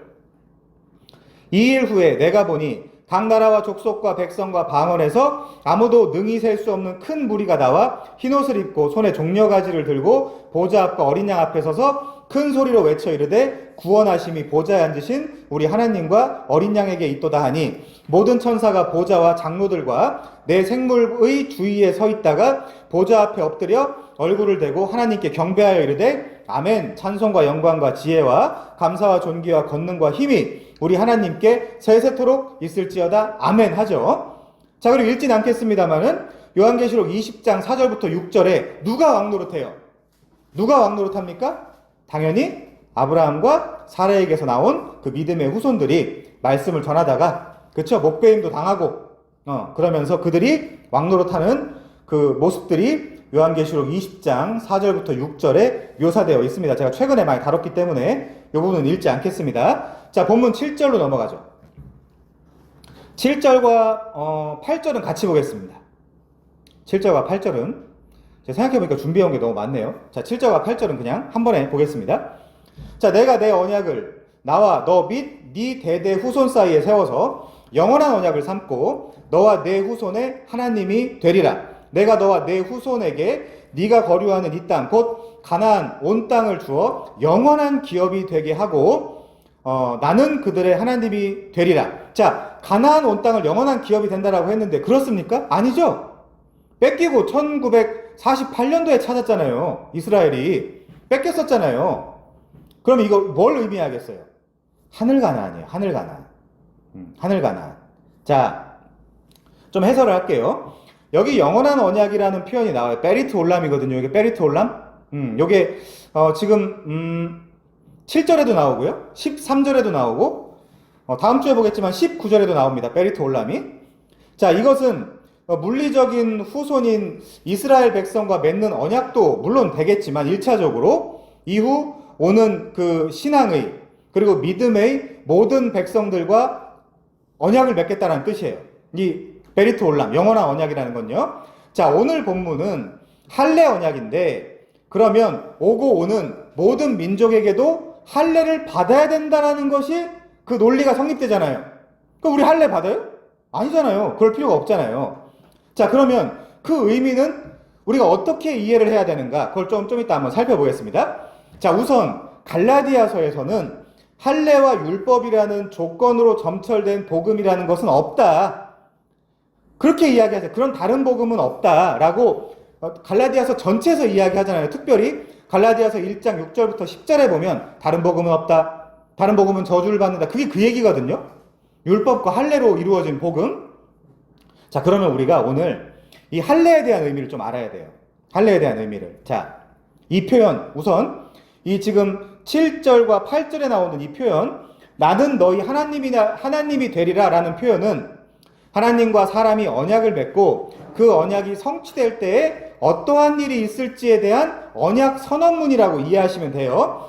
이 하나님이 언약을 맺으실 때 사람과 반드시 등장하는 어구입니다. 제가 찾아서 읽진 않겠지만 몇 가지 소개해 드릴게요. 예레미야 11장 4절, 예레미야 24장 7절, 30장 22절, 32장 38절, 에스겔 11장 20절, 14장 11절, 36장 28절, 37장 23절, 스가랴 8장 8절 같은 것들을 유튜브에 올리잖아요. 한번 요 성구들을 한번 찾아보세요. 다 이 표현이 있어요. 나는 너희 하나님이 되리라. 그때 언약을 맺는 거예요. 언약을 맺는 거. 자, 구약은 전부 다 조건적이죠. 신약을 지향하고 있지 않는 한 구약은 전부 조건적이에요. 그런데 신약은 베드로전서 2장 9절에 보면 너희는 택하신 족속이요 왕같은 제사장이요 거룩한 나라요 그의 소유가 된 백성이라고 그냥 선언해 버리잖아요. 자, 구약에서는 율법을 지켜야 하나님의 백성이 될 수 있었다면 신약에서는 예수님을 믿으면 하나님의 백성이 되는 것이고 물론 그것도 에베소서 2장 8절 9절에 보면 하나님이 선물로 은혜로 줘서 이제 그렇게 된다라는 것이죠. 자, 여기서는 그 정도만 이해하고 9절과 10절 보겠습니다. 9절과 10절. 할례를 좀 설명을 해드려야 될 것 같아요.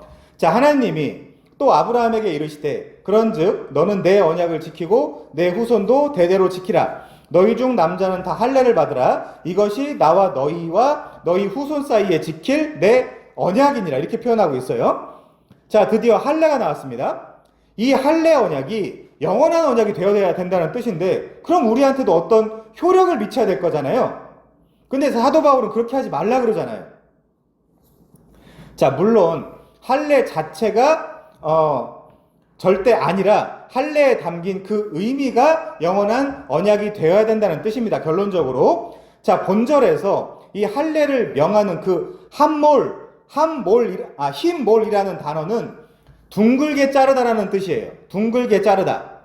혹은 주위를 둥글게 베어내다. 의역하면 이 남성의 그 포피, 그쵸? 그 양피를 베어낸다는 뜻이에요. 자, 우리가 흔히 알고 있는 그런 포경수술과 같은 것이라고 생각하면 됩니다. 물리적으로 그렇다는 뜻이에요. 자, 그러면 이 할례의 상징적인 의미는 뭔가? 이 할례에 담겨져 있는 의미는 뭔가? 이걸 또 우리가 생각을 해봐야겠죠? 자, 이 할례의 상징적인 의미는 파괴한다는 뜻을 가지고 있어요. 파괴한다. 그래서 자, 99세의 그냥 있어도 가망성이 없는 아브라함에게 야, 자식 낳아 라고 해놓고 할례를 지금 명한다는 것은 더 깊게 들어가는 거예요. 네 육적 가능성을 파괴한다라는 의미를 갖고 있기도 한 거예요. 누가요? 엘샤다이, 전능하신 하나님이. 그럼 우리한테 어떤 적용점이 있어요? 아, 이 언약은 하나님이 행하신다는 뜻이구나. 이 신학자들 중에도 그래도 할례는 우리가 맺어야 돼, 이렇게 얘기하는 사람들이 있거든요. 그 말 자체가 잘못됐어요. 지금 이렇게 할례를 맺으라고 하는 것 자체가 더 너한테는 가능성이 없다. 더 인간적인 어떤 그런 가능성이나 아니면 인간적인 어떤 그 조건, 이런 것들을 파기하는 언어예요. 할례 맺으라는 얘기가. 자, 이 할례는 몇 가지 의미가 있습니다. 첫 번째, 이방인들과는 다른 어떤 성별의 의미를 가져요. 자, 두 번째, 자신을 죄로부터 정결하게 한다는 의미를 갖고 있습니다. 세 번째, 아담으로부터 내려온 전가된 육신의 죄를 거부한다는 의미가 있어요. 그 네 번째, 이게 중요합니다. 새 피조물로 살아가겠다는 의미가 있어요. 그래서 며칠째 할례를 받죠? 8일째 받아요. 자, 그 의미는 좀 이따 설명하겠습니다. 아브라함 언약 안에 들어와 있는 자들 모두 할례를 받아야 돼요. 그 성경에 써 있죠? 뭐 돈으로 산 자나 뭐 이방인이나 다 이 언약 안에 들어오려면 다 할례 받아야 돼 라고 이야기를 하잖아요. 자, 그 말은 이 언약 공동체, 즉 하나님 나라에 들어와 있는 자들은 자신의 조건이나 자신의 근거로는 절대 하나님의 언약을 성취할 수 없다는 것을 아브라함뿐만이 아니라 모든 사람이 깨달아야 된다는 거예요. 그래서 우리도 지금 뭘 깨달아야 되는 거예요? 아, 이게 나로서는 안 되는구나. 그래서 이게 정확하게 신약으로 넘어가서 뭘로 연결이 되죠? 세례랑 연결되잖아요. 그 세례는 뭐라고 표현돼요, 성경에서? 죽음이잖아요, 죽음. 아니, 어떻게 죽음으로 언약을 성취하겠습니까, 우리가? 그쵸? 자, 넘어가세요. 그래서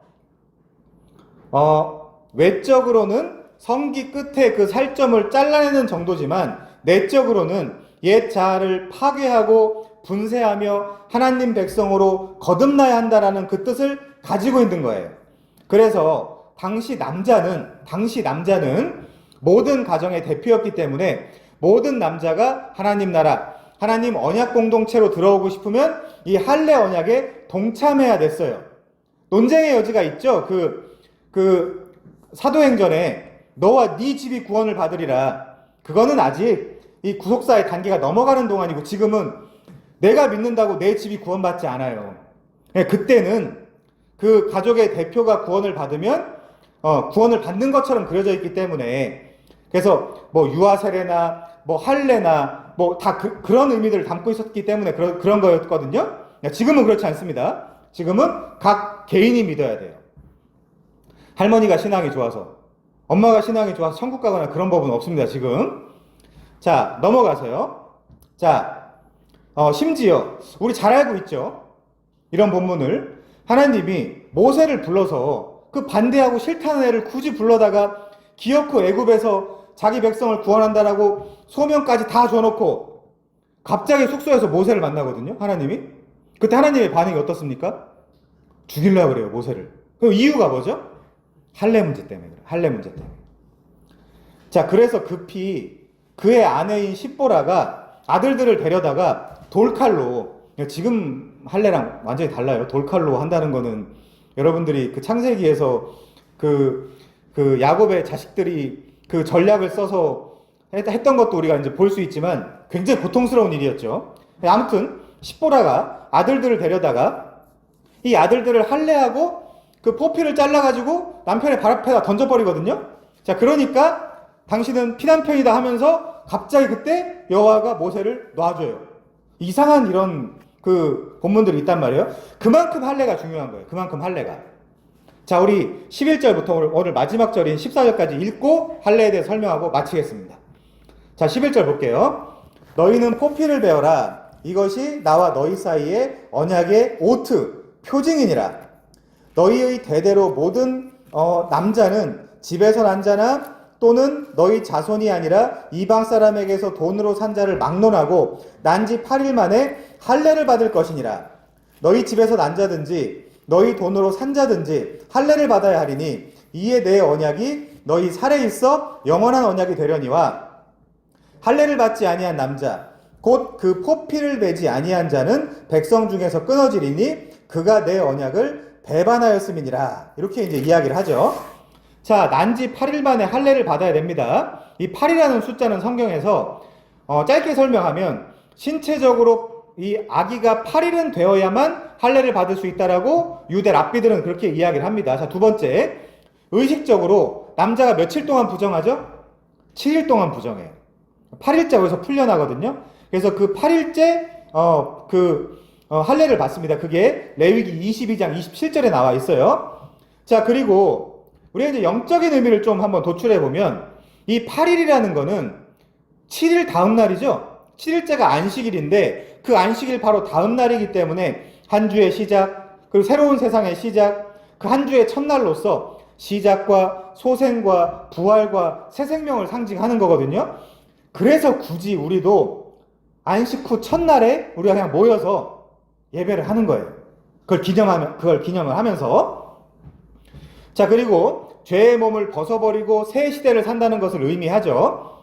자, 오늘 본문 11절을 직역하면 그리고 너희는 너희 포피의 살을 베어라 그렇게 된 거거든요. 자, 여기 포피는 에트, 베사르, 오를라트켐 이렇게 되어 있네요. 에트, 이건 이제 목적격 전치사입니다. 에트는. 자, 뱃사르는 뭐겠어요? 우리 많이 들어봤죠? 뱃사르. 이게 밭사르예요. 그럼 육체. 요 단어가 여기서 중요합니다. 오를라트켐, 요게 이제 포피인데 육체의 포피죠. 자, 여기 뱃사르, 밭사르. 말하자면 사륵스가 들어가 있는 거예요. 사륵스. 신약에서의 사륵스. 그게 뭐죠? 사륵스가 육체. 뭐 고깃덩이라고 번역할 수도 있고요. 옛 본성이라고 번역할 수도 있고요. 옛 자라고 번역할 수도 있는 거예요. 자, 그러면 너희의 포피를 베어라라는 것은 우선 육체를 죽인다라는 의미가 담겨져 있는 거예요. 성경은 뭐라도 어떤 그림이라도 죽이지 않고 하나님을 만나는 법은 없어요. 자, 너희 육적 자아를 죽여야 한다는 거거든요. 역설인데 너희 육적 자아를 죽여야 그래야 여호와의 언약이 성취된다는 거예요. 이 역설이에요. 신앙의 역설. 언제나 나타나는, 성경 전체에 나타나는 신앙의 역설. 자, 지금 나이가 99세, 와이프는 89세예요. 그런데 처음에는 아브람도 이렇게 생각을 했겠죠. 롯을 데려다가 상속자를 삼을까? 어차피 그 메소포타미아 때부터 불임이었잖아요. 다음으로는 다메섹 사람 엘리에셀을 상속자로 삼을까? 86세가 돼서 이제는 이 하갈의 아들 이스마엘을 약속의 자녀로 삼으려고 고민하고 갈등해보지 않았겠습니까? 당연하죠, 그거는.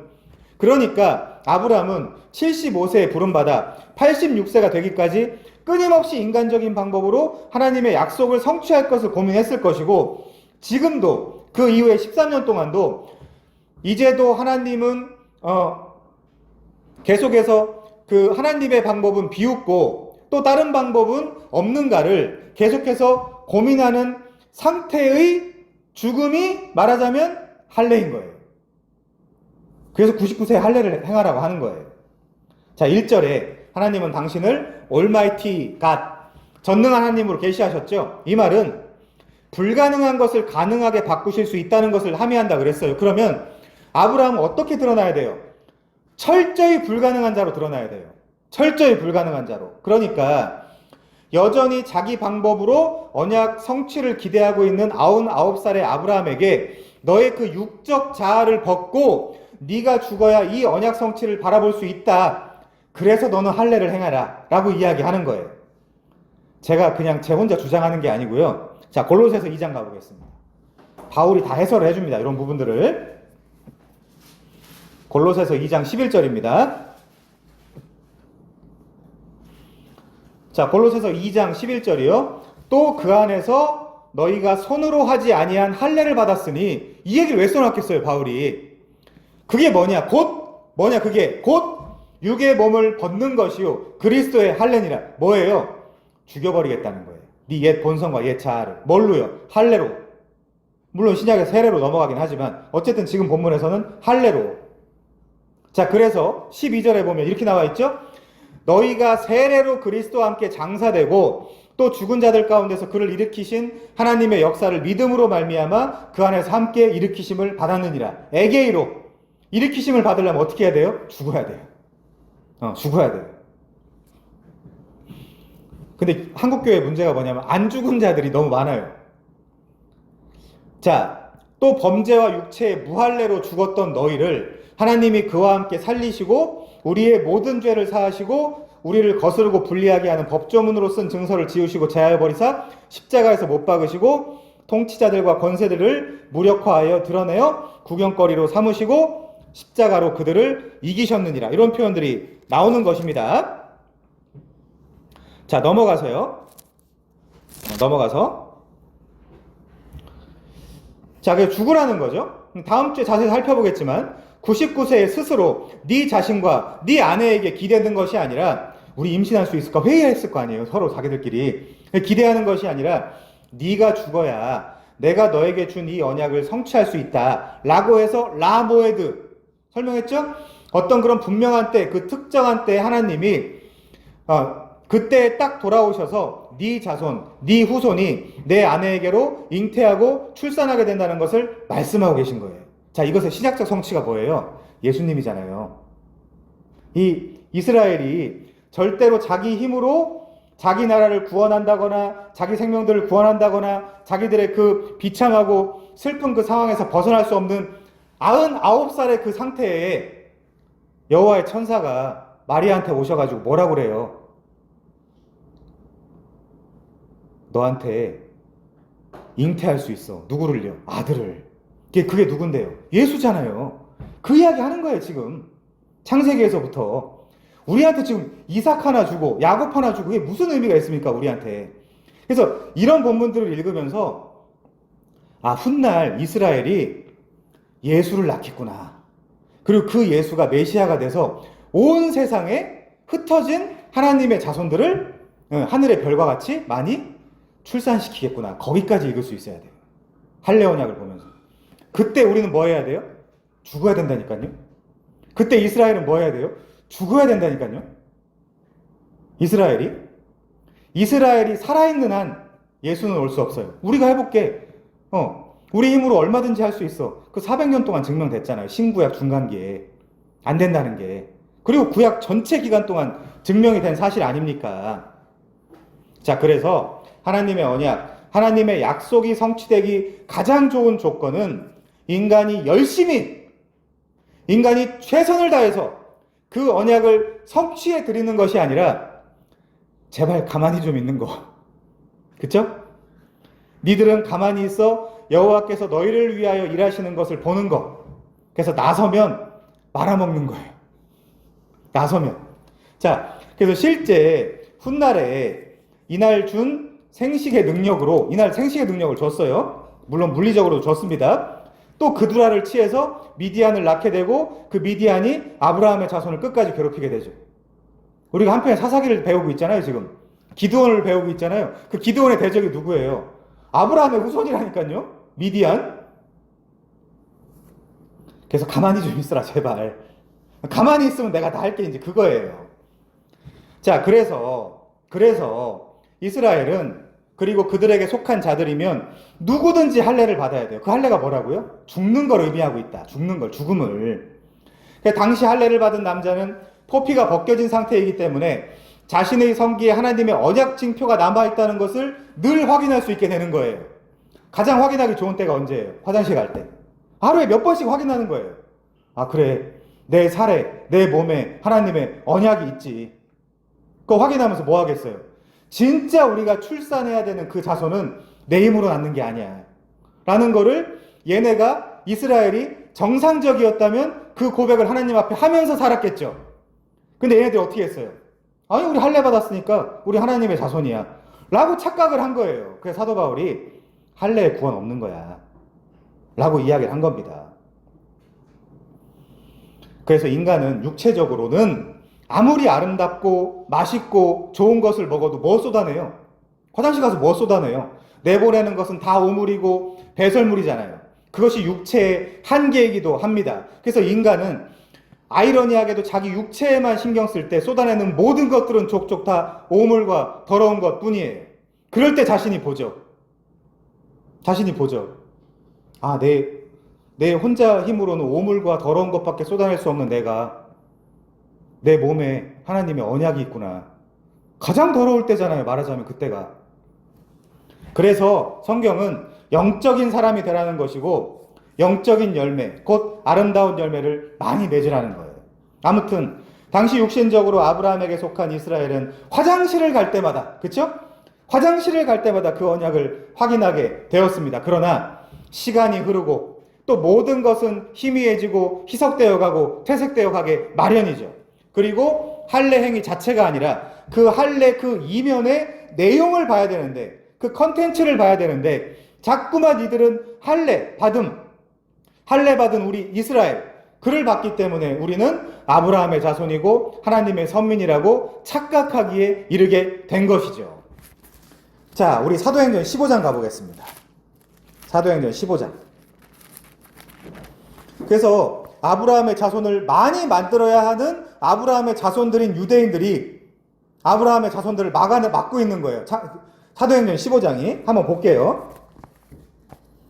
어떤 사람들이 유대로부터 내려와서 형제들을 가르치다. 이 사람들 유대인들 뭐 한 거예요? 할례 받은 사람들이죠? 할례자들이죠. 너희가 모세의 법대로 할례를 받지 아니하면 능히 구원을 받지 못하리라 하니 바울 및 바나바와 그들 사이에 적지 아니한 다툼과 변론이 일어난지라. 형제들이 이 문제에 대하여 바울과 바나바와 및 그 중에 몇 사람을 예루살렘에 있는 사도와 장로들에게로 보내기로 작정하니라. 넘어가서 5절. 바리새파 중에 어떤 믿는 사람들이 일어나 말하되 이방인에게 할례를 행하고 모세의 율법을 지키라 명하는 것이 마땅하다 하니라. 사도와 장로들이 이 일을 의논하러 모여 많은 변론이 있은 후에 베드로가 일어나 말하되 형제들아, 너희도 알거니와 하나님이 이방인들로 내 입에서 복음의 말씀을 들어 믿게 하시려고 오래전부터 너희 가운데서 나를 택하시고 또 마음을 아시는 하나님이 우리에게와 같이 그들에게도 성령을 주어 증언하시고 믿음으로 그들의 마음을 깨끗하게 하사 그들이나 무할례자나 우리나 할례자나 차별하지 아니하셨느니라. 그런데 지금 너희가 어찌하여 하나님을 시험하여 우리 조상과 우리도 능히 매지 못하던 멍에 쥐고스 속박 이 쥐고스를 제자들의 목에 두려느냐. 그러나 우리는 그들이 우리와 동일하게 주 예수의 은혜로 구원받는 줄 믿노라. 이게 갈라디아서를 쓰게 된 논쟁점 중에 하나거든요. 할례와 율법.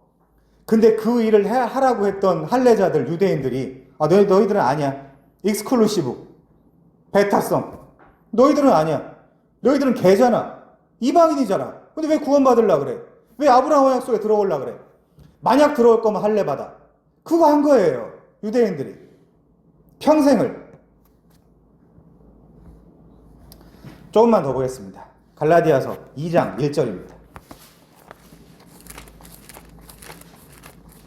그때 그들과 똑같은 짓, 아니 더한 짓을 하고 있었던 사울이 예수님을 만나고 나서 어떻게 바뀌었는지 한번 보죠. 갈라디아서 2장 1절부터 5절. 14년 후에 내가 바나바와 함께 디도를 데리고 다시 예루살렘으로 올라갔나니 계시를 따라 올라가 내가 이방 가운데서 전하는 복음을 그들에게 제시하되 유력한 자들에게 사사로이 한 것은 내가 다름질한 것이나 다름질한 것이 헛되지 않게 하려 함이라. 그러나 나와 함께 있는 헬라인 디도까지도 억지로 할례를 받지 않게 하였나니 이는 가만히 들어온 거짓 형제들 때문이라. 여기서 이걸 넘겨줘 버리면 할례와 율법이 포함되어 있는 복음을 전할 수밖에 없는 거예요, 사도 바울은. 그래서 목숨을 걸고 디도야, 안 되겠다. 안 되겠다. 절대로 너한테 할례를 줄 수 없다. 억지로 할례를 받지 않게 하였나니 이는 가만히 들어온 거짓 형제들 때문이라. 아까 15장에서 나와 있던 그 유대인들, 그들이 가만히 들어온 것은 그리스도 예수 안에서 우리가 가진 자유를 엿보고 우리를 종으로 삼고자 함이로되 그들에게 우리가 한시도 복종하지 아니하였으니 이는 복음의 진리가 항상 너희 가운데 있게 하려 함이라. 지금 할례가 뭐가 필요합니까? 여자들이 뭐하러 할례를 받습니까? 여자들은 할례, 이런 할례는 받을 수가 없죠. 그럴 필요가 없잖아요. 그리스도 예수 안에 있으면 다 하나라 그랬잖아요. 아까 유대인이나 헬라인이나 남자나 여자나 상전이나 종이나 뭘로 하나라 그랬죠? 예수 안에 있으면 믿음으로. 그러니까 받을 필요가 없죠.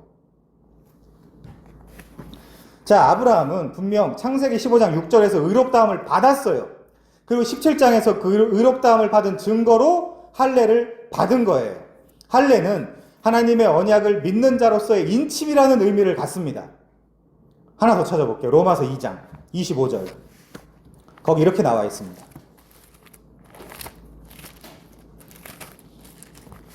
로마서 2장 25절이요.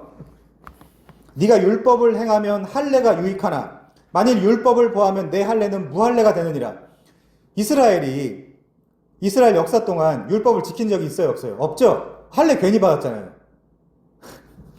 그런즉 무할례자가 율법의 규례를 지키면 그 무할례자를 할례와 같이 여길 것이 아니냐. 그런 일은 가능하지 않지만 논증이 그렇다는 거예요. 또한 본래 무할례자가 율법을 온전히 지키면 율법 조문과 할례를 가지고 율법을 범하는 오히려 너를, 그 배타적인 너를 비판하지 않겠느냐. 그게 무슨 의미가 있냐. 할례와 율법 안에 있다라고 자기 자처하고 있는 게 무슨 의미가 있냐. 무릇, 자 28절, 무릇 표면적 유대인이 아니요 표면적 육신의 할례가 아니니라. 오직 이면적 유대인이며 할례는 마음에 할지니 영에 있고 율법 조문에 있지 아니한 것이라. 그 칭찬은 사람에게서가 아니요 다만 하나님에게서니라. 뭐예요? 그래서 마음의 할례를 받으라는 거예요. 성경 마음의 할례를 받아라. 몇 가지만 확인해 보겠습니다. 신명기 10장 16절이요. 신명기 10장 16절. 너희는 마음의 할례를 행하고 다시는 목을 곧게 하지 마라. 목을 곧게 하고 있는 상태가 뭐예요? 마음의 할례를 안 받은 상태예요. 자, 신명기 30장 6절입니다. 우리 최근에 모압 언약 공부하면서 이거 봤죠, 이거? 하나님이 직접 네 하나님 여호와께서 내 마음과 내 자손의 마음에 할례를 베푸사. 여기 어디로 넘어가겠어요? 자, 다 안 찾아볼게요. 여기 어디로 넘어가겠어요? 새 언약으로 넘어가죠. 아니, 우리가 그렇게 사랑하고 존경하는 사도 바울이 내 마음으로는 육신의 법을 따른다고 하면서 갑자기 12장에서 너희는 이 세대를 본받지 말고 오직 마음을 새롭게 함을 받으라고 하면 어떡하겠어요? 사도 바울도 못하는 걸. 그래서 하나님이 해주시는 마음의 할례, 지금 우리 신명기 30장 6절에서 봤잖아요.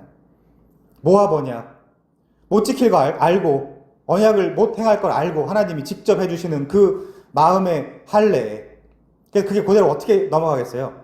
예레미야 31장이라든지 에스겔 37장이라든지 하는 그런 36장이라든지 하는 그런 새 언약으로 넘어가는 거예요. 자, 그래서 우리 로마서 3장 30절 보겠습니다. 로마서 3장 30절. 여기 보시면 이런 표현이 있어요. 할례자도 믿음으로 말미암아 또한 무할례자도 믿음으로 말미암아 의롭다 하실 하나님은 한 분이시니라. 그래서 우리가 볼 때는 너무 답답한 거예요. 할례를 행해야 된다. 율법을 지켜야 구원이 있다. 아니, 로마서에서 갈라디아서에서 그렇게 이야기하고 있는데요. 아니죠. 오히려 새 언약이다. 딱 두 가지만 보고 마치겠습니다. 에스겔 11장 19절입니다. 에스겔 11장 19절.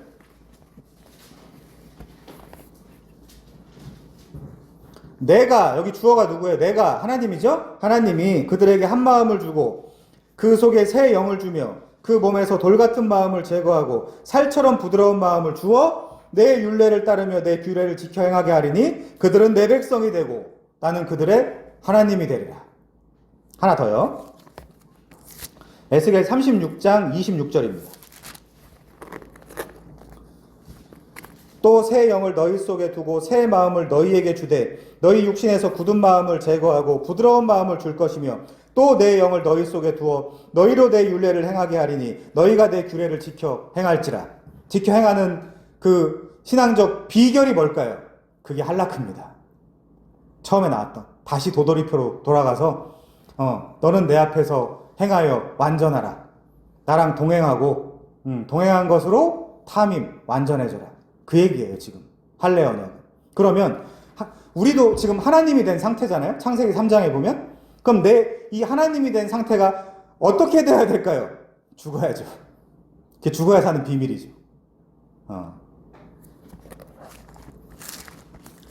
자, 그래서 저만 읽고 마치겠습니다. 히브리서 11장 8절에 보시면, 보실 분들은 보세요. 히브리서 11장 8절.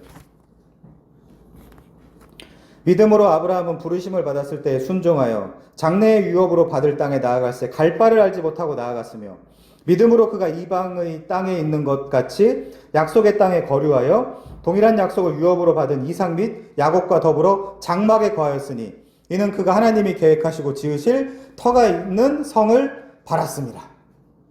계속 이 신앙적인 그 노마드의 삶을 살게 된 것이죠. 우리도 마찬가지입니다. 이 신앙이라는 것은 돛 닦는 게 아니에요. 하나님과 동행하는 것. 에녹처럼, 노아처럼. 그 아브라함도 계속 그렇게 하고 있네요. 그렇게 해서 하나님의 꿈과 하나님의 비전이, 그래서 하늘에 하나님의 뜻이 이 땅에 있는 나에게 실현되고 구현되는 것. 그게 하나님 나라가 킹덤 커밍하는 거거든요. 그게. 자, 그렇게 되기를 우리가 계속해서 이 말씀을 보고 또 기도를 하면서 그 길이 어떤 길인지 찾아보면서 그 길을 충실히 걸어가는 에아드 되길 바랍니다. 같이 기도하겠습니다.